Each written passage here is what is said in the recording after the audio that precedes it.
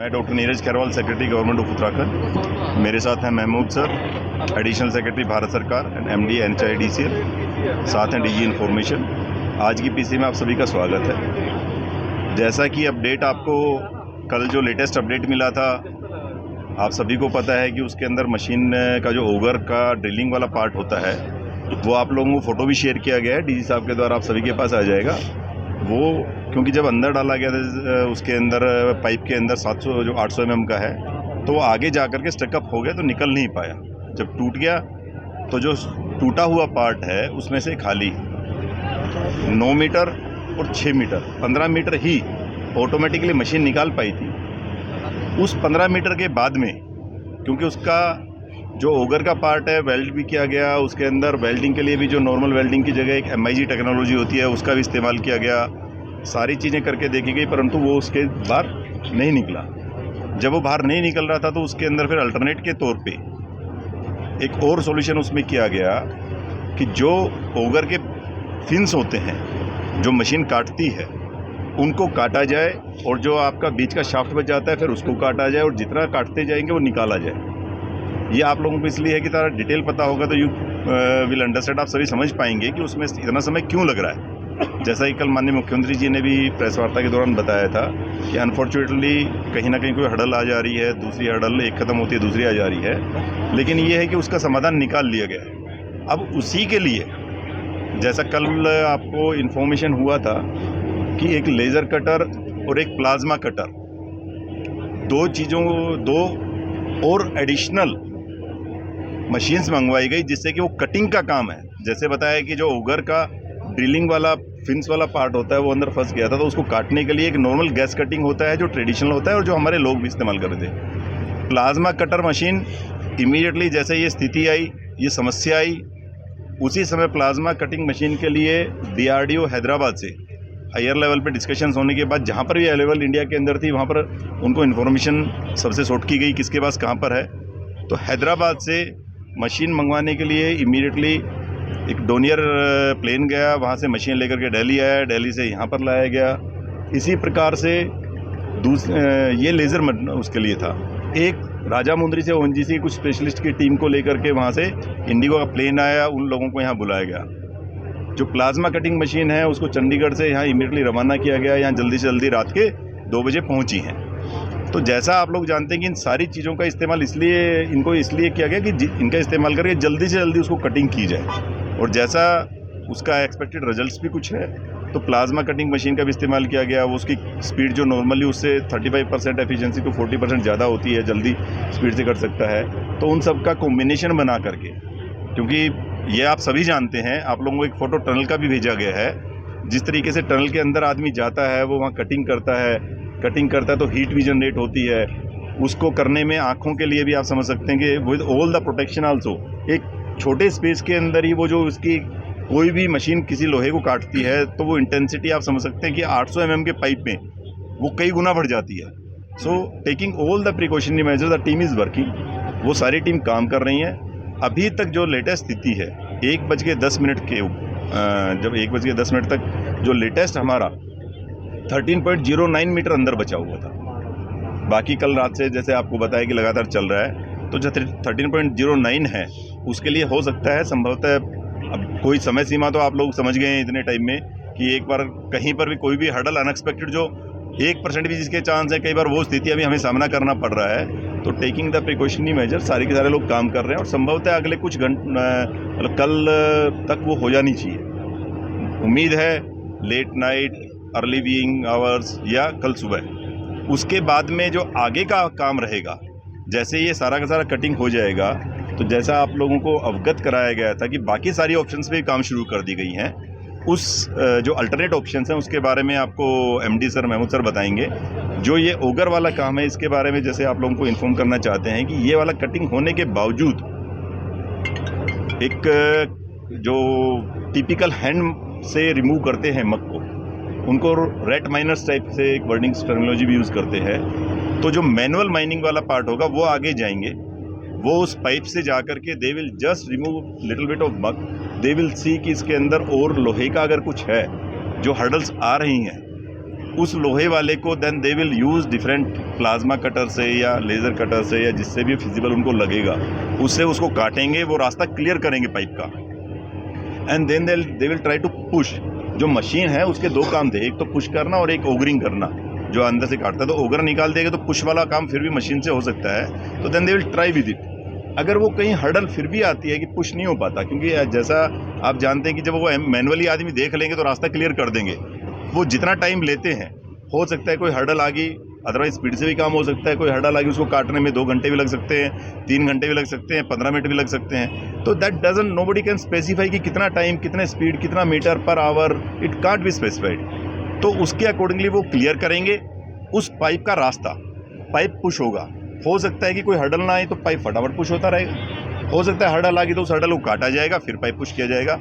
In case अगर 800 mm का नहीं हो पाता है तो उसके लिए भी अल्टरनेट अरेंजमेंट कर लिए गए हैं कि 700 mm का पाइप, उसके अंदर जैक डाल करके वो दे हैव द टेक्नोलॉजी, जो सारे लोग आपको पता है अब तो we have the best of the experts from the country, also from the abroad, बाहर से भी लोग आए हुए हैं। तो with their suggestion, with the kind of involvement of the highest level, सारी चीज़ें हमारे पास एज मशीनरी वगैरह में कोई दिक्कत नहीं है। सिर्फ यही हो सकता है, जैसे आप समझ रहे हैं अभी SGVN का एक काम चल रहा है, उसमें ट्रक का कोई दिक्कत होगी, जो सामान लेके आ रहा है उस ट्रक में दिक्कत होगी तो घंटा उसमें खराब हो गया, तो they might with this kind of hurdles.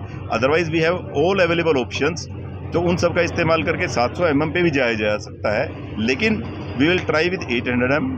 तो उनको हम पैरेलली दोनों चीज़ों की तैयारियों में लगे हुए हैं। जैसे ये काम इनका पूरा हो जाएगा, ओगर का जो फंसा हुआ पार्ट है निकालने का, विद मतलब जो आप लोगों को आइडिया हो गया होगा कि कल से इतना हुआ है, अब स्पीड बढ़ी है, उसके अंदर भी दे आर यूजिंग कि एक आदमी भी प्लाज्मा कटर्स के साथ जाता है, वो फिन्स काटता है, फिर जो प्लाज्मा कटर वाला फिन्स काट के आ जाता है तो गैस कटर वाला जाता है, क्योंकि प्लाज्मा कटर वाले की जो आपको समझ रहे हैं जो होल्डिंग हो है उसका हैंडल छोटा है, तो पास से काम करता है, इसीलिए वो काम उसको काट नहीं पा रहा है, उसको बार बार में हाथ गर्म हो जाता करना पड़ता है। तो इसीलिए ये किया गया है कि जो शाफ्ट है, शाफ्ट को गैस कटिंग वाले से काटा जाए, क्योंकि उसका हैंडल जो अवेलेबल नहीं होता है, जो उसकी टेक्नोलॉजी के हिसाब से ही है वो दूर है, तो वो आराम से काट पा रहे हैं।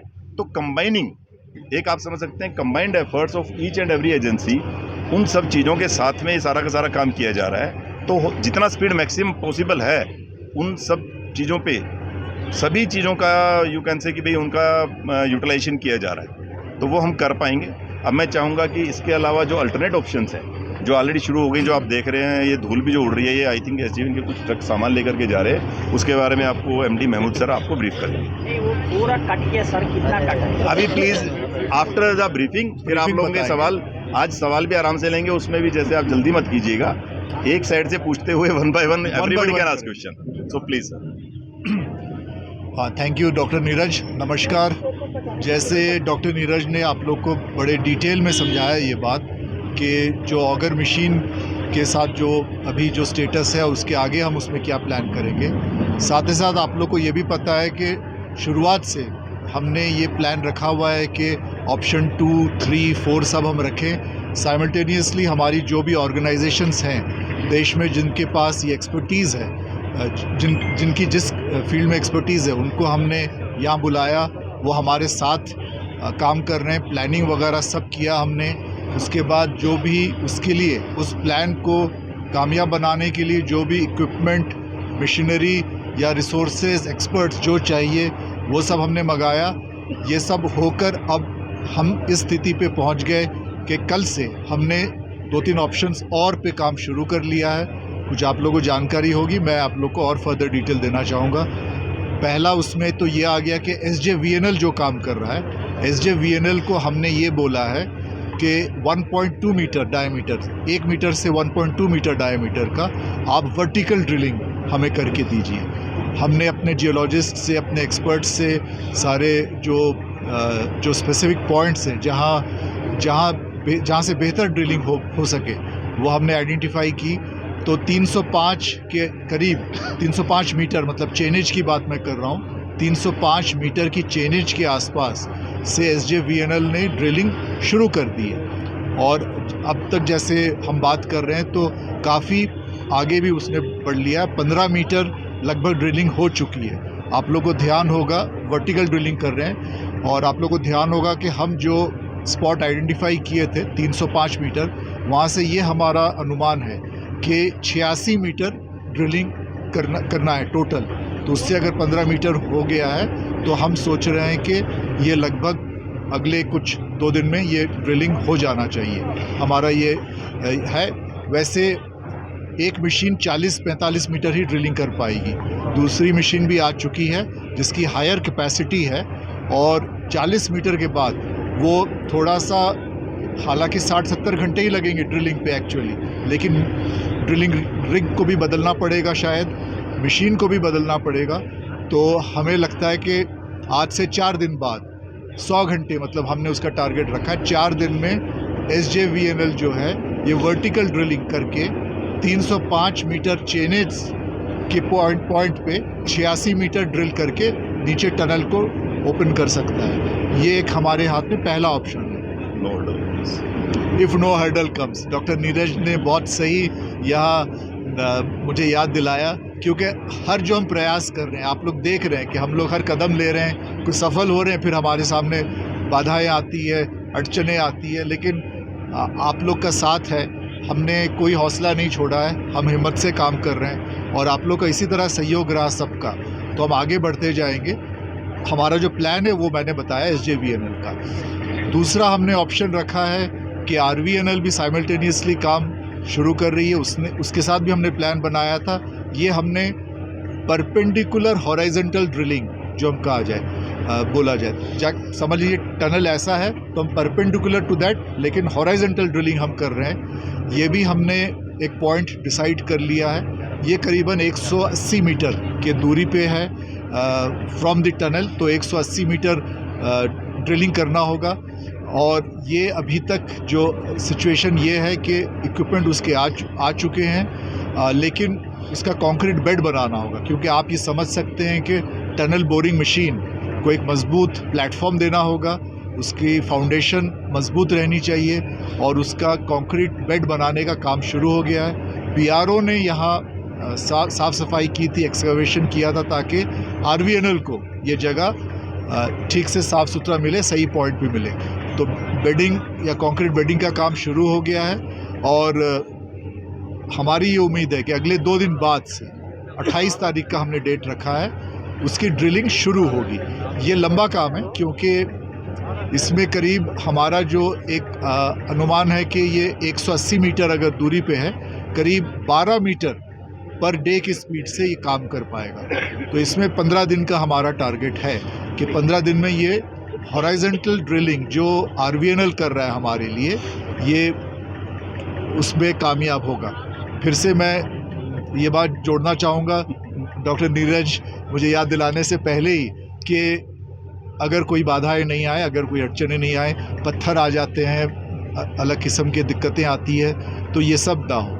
और ऑफ कोर्स हमारा ये पहले से ही है कि हम एक ड्रिफ्ट टनल भी बनाएं अलग से, तो वो फेस ऑफ दी मक पे ही काम होता है, वो उसका भी हमने डिज़ाइन वगैरह तय कर लिया है। उसमें जो फ्रेम्स लगेंगे 2 मीटर बाई 2 मीटर के, हमने उसके डिज़ाइन और ड्राइंग्स ओके कर लिया है। और ये जो भी फ्रेम लगेगा इसमें, उसकी फैब्रिकेशन करने का भी हमने आदेश दे दिया है, उसके भी लगभग कुछ शुरुआत हो गई है। जब सही मौका हमें लगेगा कि अब इसका काम, मतलब फेस ऑफ द मक पे हमें काम शुरुआत करना होगा, वो भी हम शुरू करेंगे। तो इन सब वेरियस ऑप्शंस पे हम काम कर रहे हैं। और THDC का आप लोगों को पहले से पता है कि वो बरकोट साइड से ही वो हॉराइजेंटल ड्रिलिंग कर रहा है। वो 4 ब्लास्ट हो चुके हैं, 10 मीटर से ज़्यादा उसका प्रोग्रेस है।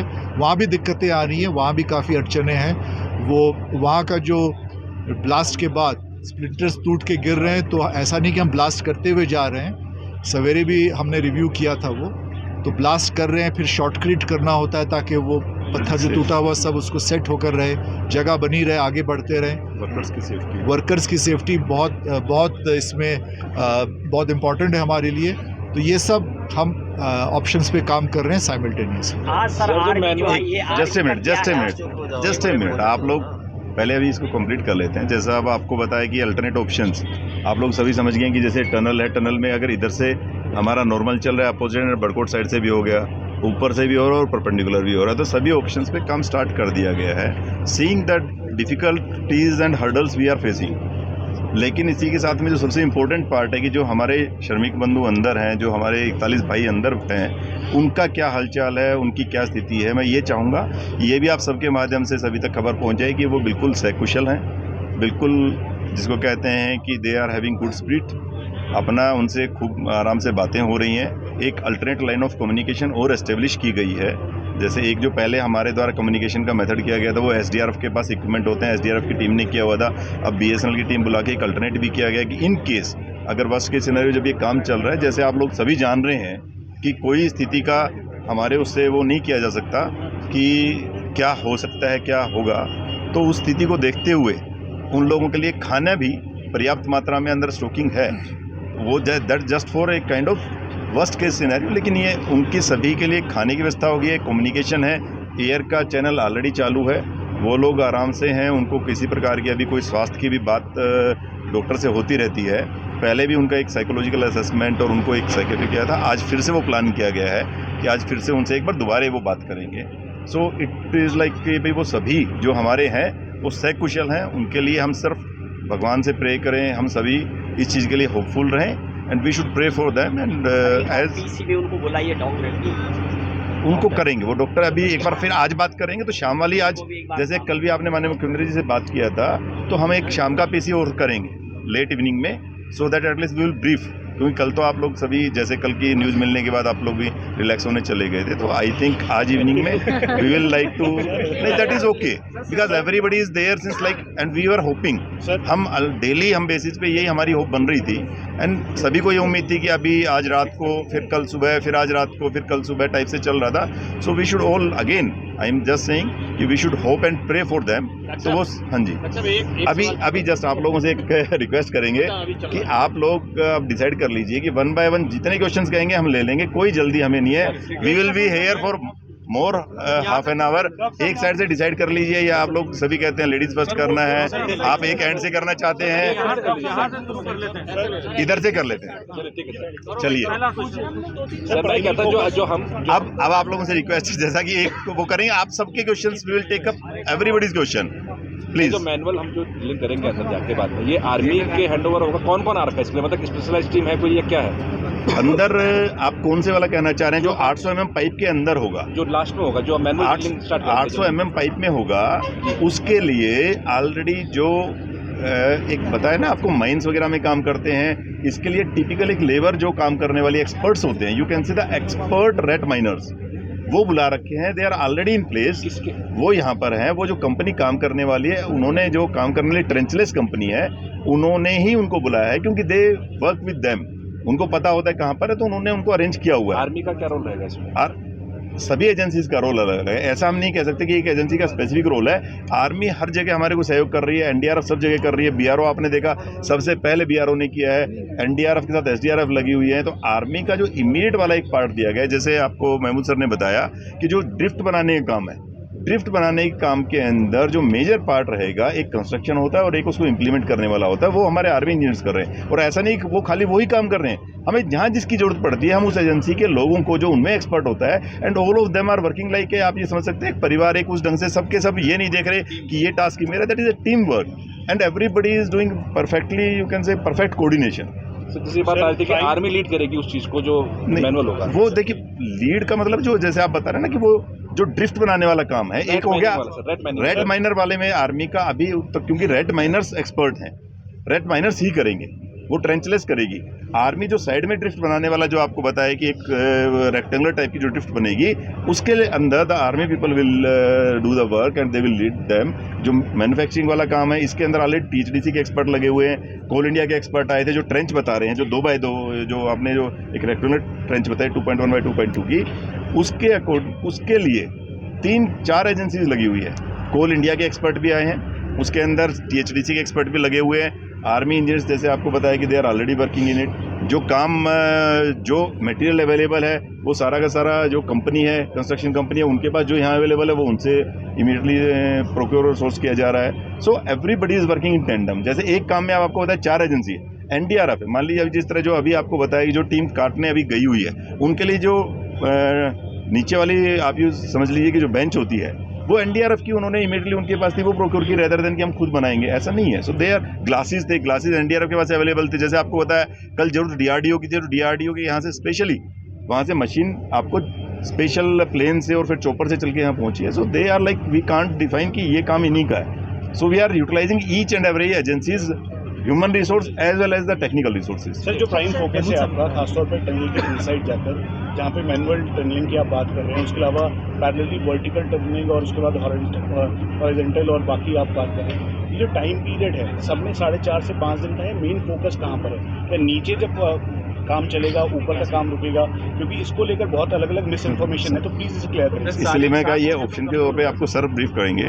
देखिए, जो ऑप्शंस हैं, वेरियस ऑप्शंस हैं, मैं बता दूं, ये सवाल आपका सही है, वाजिब है। जो वर्टिकल ड्रिलिंग हम करा रहे हैं SJVNL से, वो हम उम्मीद कर रहे हैं कि 100 घंटे, जैसे मैंने बोला 4 दिन मैंने बताया था, तो 100 घंटे का हमने बताया। आज से शुरुआत हुई है, 15 मीटर ड्रिलिंग हो चुका है अब तक। 4 दिन में हम उम्मीद करते हैं, क्योंकि रिग भी बदलना होगा, मशीन बदलनी होगी, उसका टाइम का भी मैंने आपको बताया था, तो 4 दिन में ये हो जाना चाहिए, अड़चने अगर कोई नहीं है। दूसरा, जैसे मैंने और एक बताया आपको RVNL का, जो हॉरिजॉन्टल ड्रिलिंग होगा परपेंडिकुलर टू द टनल, वो लंबा काम है, 180 मीटर का उसमें ड्रिलिंग करना होगा। अगर स्पीड हमें मिला तो इतना हो सकता है। और एक फाइनल जो मैंने बताया था, जो THDC का है, THDC जो बरकोट साइड से ड्रिलिंग शुरू कर लिया है, जिसका 10 मीटर प्लस ड्रिलिंग हो गया, उनको 483 मीटर ड्रिलिंग करना है। तो ये लंबा समय उनका बहुत लगेगा। वहाँ भी हमारी प्रयास है, ये भी कल शाम और आज सुबह हमारी मीटिंग हुई है। मैं CMD THPC से भी खुद बात किया हूँ। अगर उनके पास कुछ और ऐसा इक्विपमेंट हो जो कि शायद फास्टर कर पाए, कि इससे स्पीड ब्लास्टिंग करके स्पीड करना थोड़ा कम हो रहा है, और फास्टर अगर कर पाएँ, ये भी लगातार हम चर्चा कर रहे हैं, एग्जामिन कर रहे हैं, ब्रेनस्टॉर्मिंग हो रही है रोज़ाना लगातार, क्योंकि 40 दिन का अगर उसका रहा टारगेट, तो हमें लग रहा है कि वो काफ़ी ज़्यादा है। तो हम इस प्रयास में है कि वो भी हम अगर कम कर पाए। देवर इन प्लेस, लेकिन बिकॉज इट वाज एक्सपेक्टेड कि ये सारा का सारा काम फास्ट हो रहा है। नीचे भी कुछ जैसे उन्होंने कहा, तो जैसे बीच में ऊपर मशीनें गई तो अंदर का काम रोका गया। अंदर काम इसलिए रोका गया कि अगर ऊपर मशीनें जा रहे हैं, तो जैसे आपको बताया कि अंदर के हमारे तो लोग सेफ हैं, जो काम कर रहे हैं उनकी सेफ्टी सिक्योरिटी उनकी भी हमारी प्राथमिकता है। तो जब वो मशीनें ऊपर गई, तो जो काम अंदर टनल में लोग कर रहे थे, कि इन केस अगर उससे मान लीजिए रवल और आता है, कोई चीज़ ऐसी होती है, तो उस समय के लिए किया गया। फिर जैसे ऊपर काम स्टार्ट किया गया है जीवन वाला, उसके लिए बाय दैट टाइम इनिशियली ये चीज़ें हमारे पास नहीं थी, लेकिन DST department of science technology की तरफ से, IIT रुड़की की तरफ से एक्सपर्ट आए। उन्होंने वाइब्रेशन कितना होता है, नॉर्मल वाइब्रेशन अगर जो हमारा है 2 सेंटीमीटर का है, उसको मेजर किया कि इस लिमिट तक, जो आप लोग इस चीज़ को शायद देख रहे होंगे कि अंदर मीटिंग्स वगैरह होती हैं, कुछ चीज़ें हो रही हैं, वो इन्हीं चीज़ों के लिए होती हैं। Different experts they give their inputs कि साहब इतना अगर है तो इतने रीजनेबल लेवल तक आप जा सकते हैं। इससे ज़्यादा जाने के बाद हमारा हो सकता है कि वाइब्रेशंस की वजह से जो ऑलरेडी काम कर रहे हैं वहाँ पर रबल और आ जाए, क्योंकि कहीं ना कहीं अनस्टेबिलिटी रही होगी, उसी की वजह से जो पार्ट है। तो इस टाइप से सब चीज़ों को देखते हुए, जैसे सर ने कहा ना कि कंप्लीट पूरे एक्सपर्ट्स बैठते हैं, वो सारे के सारे इनपुट्स देते हैं, then one plan is decided. तो अंदर वाले में ऑलरेडी इस वजह से जो आपका रेट माइनर्स वाला काम है, जब ये निकल जाएगा ओगर मशीन का बचे हुए पार्ट, तो उसके बाद रेट माइनर्स करेंगे। वी आर स्टिल होपफुल कि वो ही सबसे फास्टेस्ट हमारा है। लेकिन इन केस जैसे आपको पता है कि बाई चांस वो कर रहे हैं और उस साइड रबल और आ गया, लेट अस से वी आर प्रिज्यूमिंग कि 8 से 10 metre, so we are preparing for the every case scenario. जो आप देख रहे हैं यहाँ पर सेक्रेटरी भारत सरकार भी है, माननीय मंत्री जनरल VK सिंह सर ने भी ये कैंप किया हुआ है। So many experts are there, हर अलग अलग, जिस तरह आप देखेंगे अलग अलग विभागों के बहुत ही सीनियर मोस्ट ऑफिसर। तो वर्टिकल और मैनुअल ड्रिलिंग एक साथ चलेगी सर? देखिए, इसमें यह है कि आपको जैसे बताया ना, वर्टिकल ऑलरेडी स्टार्ट हो गई है, मैनुअल वाली चल रही है। अगर जहाँ पर भी लगेगा कि एक दूसरे में कहीं कोई एम्पर हो रहा है, तो उसके हिसाब से कॉल ली जाएगी। वी कांट से कि अभी ये हो रहा है तो ये वाला पार्ट है, but everything is like they will go side by side. चलिए एक काम कर लेते हैं, one question from this side, one question from this side,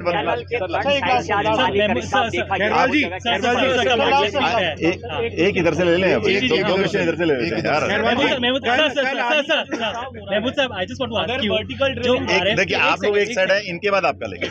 patience please. Sir ये जो आरएफपी जो था इसके पूरे प्रोजेक्ट का, उसमें एक एस्केप पैसेज के बारे में लिखा था, तो क्या जो फाइनली डीपीआर जो तैयार हुआ उसमें एस्केप पैसेज था या नहीं था, या बाद में बनना था, उसके बारे में आप मुझे क्या बता सकते हैं? बिकॉज मैं आरएफपी पढ़ रहा था, तो उसमें एस्केप पैसेज के बारे में लिखा हुआ है और वो हम लोग को यहाँ कहीं दिखाई नहीं दे।